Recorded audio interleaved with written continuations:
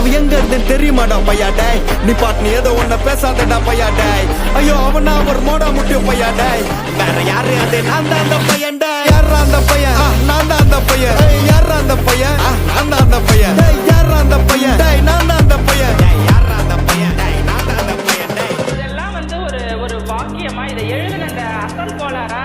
அவருக்கெல்லாம் அசல் கோளாறு இல்லை அவரெல்லாம் முழு கோளாறு தான் அந்த